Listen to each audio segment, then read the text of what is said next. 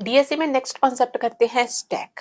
Stack एक linear data structure है जिसमें एलिमेंट एक के ऊपर एक ऐड मींस पुश होते हैं और रिमूव यानी कि पॉप भी वहीं से होते हैं। मतलब जो एलिमेंट लास्ट में गया है वही सबसे पहले डिलीट होगा। इसको बोलते हैं लीफो, क्योंकि स्टैक लीफो प्रिंसिपल पर ही डिपेंड करता है। LIFO means last in first out. अगर आप प्लेट्स का एक पाइल बना रहे हो तो सबसे पहले एक प्लेट रखोगे, फिर उसके ऊपर दूसरी, फिर तीसरी। अब आपकी प्लेट्स का एक स्टैक बन गया है। अगर आप एक प्लेट निकालते हो तो सबसे ऊपर वाली पहले प्लेट निकालोगे। अगर आपको सबसे नीचे वाली प्लेट निकालनी है तो उसके ऊपर जितनी प्लेट्स पड़ी हैं वो सब पहले आपको रिमूव करनी पड़ेंगी। इसीलिए स्टैक को लास्ट इन फर्स्ट आउट भी कहते हैं। इनके मेन ऑपरेशंस की बात करते हैं। फर्स्ट है पुश, मींस इंसर्ट करना। स्टैक में अगर आपको कोई भी एलिमेंट ऐड करना है तो उसके लिए हम पुश यूज करेंगे। नया एलिमेंट हमेशा स्टैक के टॉप पर ही इंसर्ट होता है। अगर आपका स्टैक फुल हो गया है फिर भी आप उसमें कोई ना कोई एलिमेंट एंटर कर रहे हो तो वहां पर आपको ओवरफ्लो का एरर मिलेगा। मान लीजिए जहां पर एक स्टैक है जिसमें वैल्यू है 10, 20 और 30, इसकी टॉप वैल्यू आपको दिखेगी 30। अगर मैं इसमें 40 पुश मींस इंसर्ट कर देती हूँ तो आपका न्यू स्टैक बनकर आ जाएगा जिसमें लास्ट की जो टॉप वैल्यू रहेगी दैट इज 40 और इसमें टाइम कॉम्प्लेक्सिटी होगी O of 1। सेकेंड ऑपरेशन है पॉप, मींस किसी भी एलिमेंट को रिमूव करना। स्टैक में सिर्फ टॉप एलिमेंट को ही आप रिमूव कर सकते हो। अगर स्टैक खाली है फिर भी आप पॉप ऑपरेशन ऑपरेट कर रहे हो तो वहां पर आपको अंडरफ्लो का एरर मिलेगा। जैसे यहाँ पर 10, 20, 30, 40 है और यहाँ पर टॉप आपको दिखेगा 40।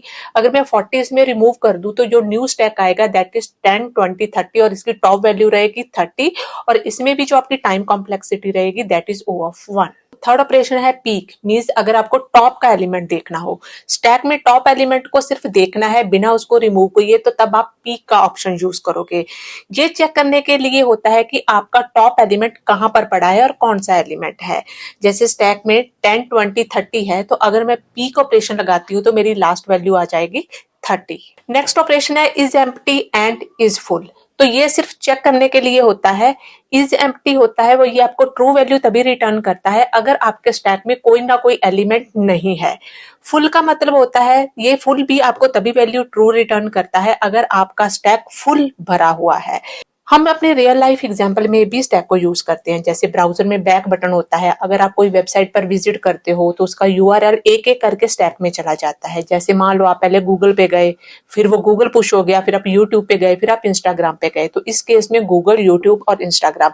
अब अगर आप बैक बटन प्रेस करोगे तो सबसे पहले पॉप होगा आपका इंस्टाग्राम, फिर आप ब्राउजर यूट्यूब पर आ जाओगे। ब्राउजर हिस्ट्री एक स्टैक के जैसे ही काम करती है। सेकेंड है प्लेट स्टैक इन कैंटीन। कैंटीन में प्लेट्स एक के ऊपर एक रखी होती है। अगर नई प्लेट टॉप पर ऐड होती है तो उसको हम पुश बोलते हैं। जब कोई प्लेट उठाता है तो वो मींस पॉप होती है। तो नीचे की प्लेट लेने के लिए आपको ऊपर की सारी प्लेट्स को हटाना पड़ेगा। तो रियल स्टैक का ये बेस्ट एग्जांपल है। अंडू ऑपरेशन जो आप MS वर्ड, फोटोशॉप या कोड एडिटर में करते हो, जैसे आपने टाइप A किया तो मींस ये पुश हो गया, टाइप B किया तो वो पुश हो गया। कुछ भी टाइप करते हो तो वो पुश होता जाता है, लेकिन जैसे ही आप उस वैल्यू को डिलीट करते हो तो वो वैल्यू वहां से पॉप होती जाती है। तो जो अंडू है वो पॉप ऑपरेशन करता है, जो रेडो है वो आपका पुश ऑपरेशन करता है। नेक्स्ट हम देखते हैं why stack is important. Stack programming logic में फंक्शनिंग करती है, जैसे रिकर्जन, एक्सप्रेशंस, इवैल्यूएशंस और बैक ट्रैकिंग के लिए यूज होता है। तो CPU के अंदर भी कॉल स्टैकिंग होता है जिसमें हर फंक्शन कॉल एक फ्रेम के फॉर्म में पुश होता है और जब फंक्शन कंप्लीट होता है तो पॉप होता है।